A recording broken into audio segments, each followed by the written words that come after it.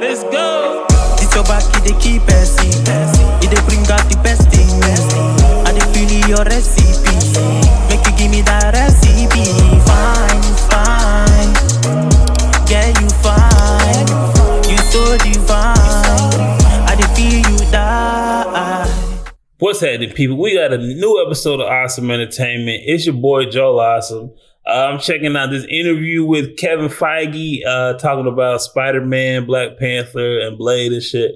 Like I said, I ain't seen none of the trailers. You know, I avoid all trailers. I know the Doomsday trailer just dropped and the Spider-Man trailer just dropped. I close my eyes, I turn the other way, okay? I ain't watching. I want to see, I'll go raw dog these movies. I don't want to see nothing. I don't want to know nothing. Obviously, I know the hands in it because you can see them in the back. And I know that's, you know, I know a little bit, but I don't want to see nothing. Okay, I don't want to see nothing. I know there's speculation of who Sadie Sink gonna play. I don't want to know. It should be Firestar, but I don't want to know. But it should be, you know, like I said, I've always wanted the Daredevil, Punisher, Spider-Man, Kingpin crossover movie. Looks like we're not getting that, but everyone's saying this one looks good. Let's hear what Kevin has to say about the MCU, though. Let's see. So, you know, things because secrets and spoilers, it's really just whenever we try to hold back on anything, it's purely for the best opening weekend experience for the audience. Yeah. And that's what I'm talking about. If you don't mind. That's what I'm talking about. That's why I don't watch the trailers.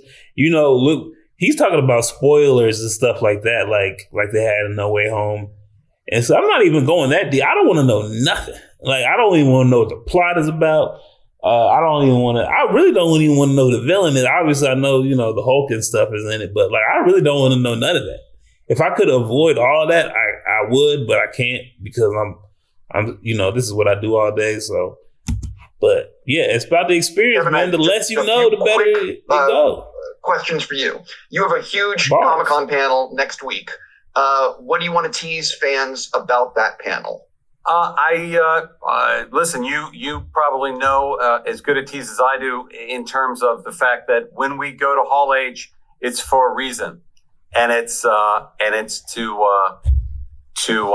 have some surprises and show a few things, and it's our home away from home, Hall H. So I'm very excited to be heading back there.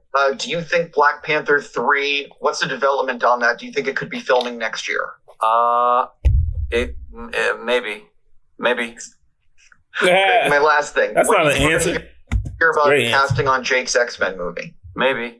They got it. Okay. So when does Brand New Day take place in relation to Avengers Doomsday? It takes place before. Is it like right before, or is it, you know what I mean? It's just. Look, bro, don't ask too many questions. He getting into it. He just said it before, bro. You gonna find out when you watch the movie. See, these are the questions we don't need to know. Okay. We want to know where the fuck Blade at. No Way Home. That's right. So completely. So jumping into the footage, so I saw about 30 minutes of the movie, and it's fantastic. So I'm just curious, when you guys saw the finished film, how did it compare to what you thought it was going to be when you started making it? Actually, it was the first time that Kevin and I stood up after a director's cut and cheered. That's how good it was. That's how good. That's the first time. I mean, I never cheered during the MCU movie at all. Because the best one, Thanos won. I mean, that ain't the best. I mean, it's probably the best one. It's one of the best ones. The one had me most excited, so I ain't never got up and cheered during the Destinies. Yeah, as I said, the first 30 minutes is fantastic. Also, I love that there's shots of Spider-Man swinging through the city that we've never seen before. Oh, I'm looking. I see it. See. I'm seeing too much. I don't want to know all this. There's too many clips in this. Justin did a very good job, as you can tell, of pulling from the comics, pulling from very specific comic covers, as you saw, and even the PlayStation game. Yeah. Right, that has created added to the visual language of Spider-Man in such an amazing way. What fan theory has amused you the most? I'm not amused by I'm intrigued by the fan theories. I'm not amused by them. I'm always intrigued by them. I'm intrigued when they're right. I'm intrigued when they're wrong, and I'm intrigued when they're interesting, which is almost always. So, but what he didn't tell you is when he's annoyed by them is when they're right. Yeah, when the fans is right, that's what is annoying because you done leaked the shit based off a comic book, and we trying to surprise you in the movie. This is the thing about fans and like diehard fans and ruining their own shit for new people. I don't understand it. Like even with Game of Thrones, like the Game of Thrones, a lot of people hated the ending.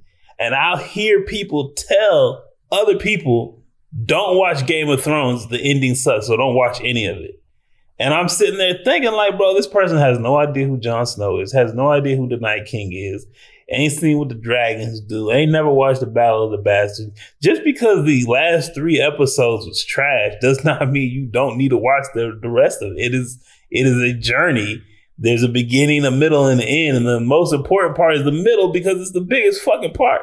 It's the only reason why we're here is really the middle. The people always put an emphasis on how it ended.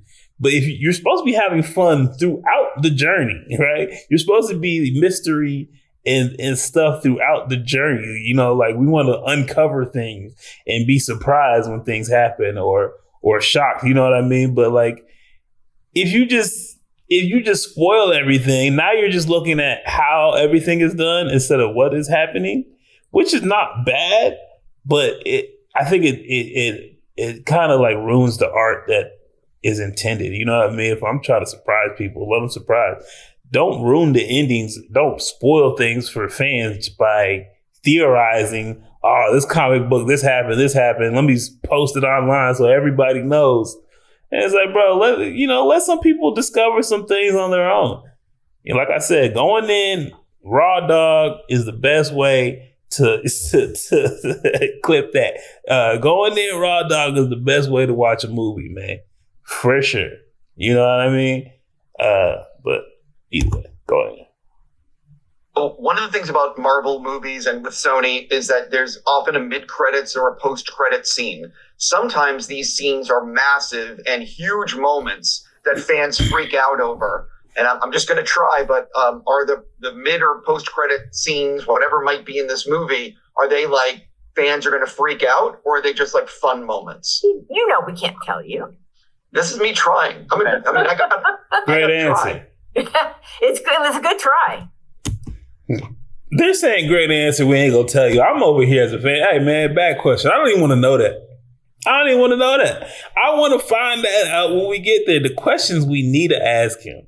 Where the fuck is Blade at? When are we doing Blade? Okay. You know what I'm saying? Is Wonder Man gonna fight somebody ever? Is he actually gonna be a hero? Or is he just gonna be an actor? You know what I mean? Asking the real questions. Right. Is so one of the things about Emilia Clarke coming back still with under wraps, and I think a lot of people are wondering, like, what is it about her character that needs to be so secretive that like nobody knows? It's a surprise, nigga. That's why no one will know until everyone sees the movie. We've done something different this. Yeah, I can answer that question. You know, Kevin, I got you. I can answer that question. If we tell you who she is, people are going to start theorizing, coming up with spoilers and shit, you know, that they don't need. If it's Firestar, which I think it is, Spider-Man and his amazing friends, he had Firestar and Iceman rolling with him. Iceman is a mutant who they haven't introduced or said anything about. Let's hope that's the type of secret you want to keep on the hush, bring him out and have him be important in the movie. That would be awesome. That would be dope. You know what I mean? We didn't know Iceman was in this bitch. Or Firestar, either way. But if you tell her his Jean Grey, people are going to start theorizing, okay, Dr. Doom, X-Men coming, da-da-da-da. If you tell people she's Mary Jane, you know, they're going to start theorizing. And I think that's, you know, it's a great move. I'm going to give y'all an applaud for casting her. You know, it's Spider-Man casting a redhead. Everybody's like, well, is she MJ? Is she Firestar? Is she Black Cat? What is she? Who is she? You know, it's a good move, but we don't want to know. I don't want to know until the day of, which is like a week. And we are we're pleased with how it came out. And the thing about her character, which is true of all the characters in the movie, is that they're all helping to tell Peter's story, and that's always how we decide who are going to be the characters in these movies. What characters are going to tell the stories that we want to tell about Peter. let's just set up Dr. Doom good. It's exactly right that it is. What's intriguing about it is how the story is told and how Destin and our writers told the story. So, things because secrets and spoilers, it's really just whenever we try to hold back on anything, it's purely for the best opening weekend experience for the audience. Yeah. So one of the things about I can't look at this. See, this is too much. This is too much. Too much. I can't even see. I don't want to see. We fast forward. I don't even want to know the question. Look at his face. What the fuck did you look at his face? Like, what the fuck did you just ask me, man? You know I ain't gonna spoil that. It shit. has to be able to stand on its own completely. Having said that, we hope Tom's gonna be our Spider-Man forever. Speak for all fans when I say yes, please. Let's make that happen. He's he's fantastic. He's so fantastic, and for Kevin and I don't know about forever. Once Tom hit about 45, he gonna have to give it up. He can't play a teenager no more at 46. When you can't do that no more. When his grades start popping in, we are proud parents. Bring in Miles of those three. I like Tom, though. Bring in Miles because we met them when they were children at this point. Meaning Tom and Zendaya and Jacob. Yeah, Jacob. Yeah. Sure. So I'm so curious. What has changed the most about the Sony Marvel relationship from when you guys first started working together? That's a good question. I mean, almost nothing is the good news, right? It's the same. It's the same. It's Tom Rothman. It's the same. We still don't fuck with him. And we're just very thankful that we've been able to do it, and that it's been 10 years. It's pretty remarkable. Been 10 years, and I mean, I would say that it's I mean, these people can't have Sony and Marvel really can't have, Sony and Disney really can't have a bad relationship with Spider-Man. It's the only shit making either one of y'all money. The Spider-Verse with the Villain-Verse that Sony putting out is trash, and that ain't make no money. And the MCU, all they films is flopping except Spider-Man. I mean, why would they be bad? Like, when we hook up, we on point, and when we on our own, we struggling. Ain't nothing changed. We friends over here. They ain't giving up no rights. They ain't giving up those rights, but they cool together because it was the right thing to do for the character, and it's been great. It's really a creative. It's great. We're making billions. It's been. Yeah, I don't think people realize fantastic. How rare it is for two studios to do what you guys are doing. It's basically unheard of. I think it's basically unheard of. But it was the right thing to do for Peter Parker. And that's why it happened, and that's why it works still. So one of the things about the movie is the opening 30 minutes really feels like a different chapter in Spider-Man's life. You can see what he's going through emotionally. See, you already turned me out. You shouldn't be telling me all this, man. Because if you watch Spider-Man No Way Home, I was mad, man. The first scene him and Zendaya swinging through is like 2 minutes. Then there's 25 minutes of this dude trying to get into MIT. I was so mad. I was sitting in the theater like, I can't believe they hyped this up. I was pissed. The rest of the movie was great. The rest of the movie was pretty good. I don't want to say great. The rest of the movie was pretty good. The surprises were great. The cameos and the nostalgia was great. But when they started off 26 minutes of let me get into MIT, I was like, bro, we could have cut this down to 10. I was rocking with it. You know, I like a slow burn, so I was rocking with it for a while. But I'm like, okay, we here. Okay, let's get on with what are we here for? So when you saying the first 30 minutes of him exploring himself in his new world, let's just hope he's fighting people. Let's hope he's kicking some ass, man. And I bet he's fighting the Hulk for the first 30 minutes. How did you, when you were designing the film, figure out balancing the emotional turmoil that Peter is going through with the fun, quippy nature of Spider-Man, balancing the tone?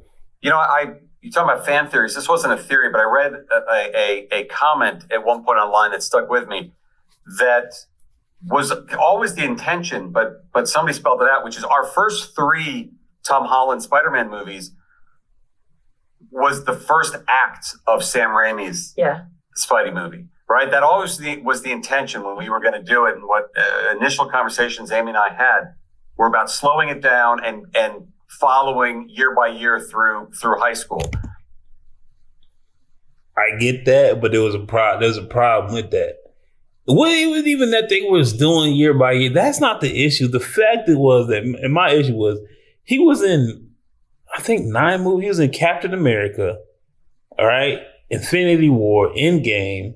He had his own 3 movies. Was Spider-Man anything else? So he was in 6 movies. And he didn't understand how to be a hero yet. Like, it took it took 6 movies. And it just made him look like a fucking idiot. Like, in the Spider-Man 2, which is the worst of the 3, the Far From Home, he looked like a fucking idiot, bro. Like, I left my suit at home. I'm trying to be a regular kid. Bro, you're an Avenger. You got knighted as an Avenger. You went to, like Nick Fury said in the movie, bitch, you went to outer space. What are you talking about? So the slow burn was cool, but I don't think they did it right because it really felt like he didn't learn anything until No Way Home. And that was dumb because Tony Stark died and there was so much shit happening in his life. And then Tony Stark dies and you still don't know how to be a hero. It was like, bruh, this guy got to figure it out. He might be the dumbest Spider-Man there is. You know what I mean? And yeah, that's slow burn.